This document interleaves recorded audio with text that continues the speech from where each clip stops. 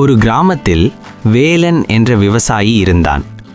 அவனுடைய கனவு நிறைந்த அறுவடை, கடனிலிருந்து விடுதலை, குடும்பத்திற்கு மரியாதை.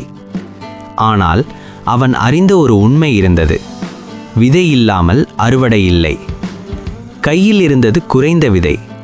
சாப்பிட்டால் ஒரு நாள் வாழலாம், விதைத்தால் எதிர்காலம் பிறக்கும்.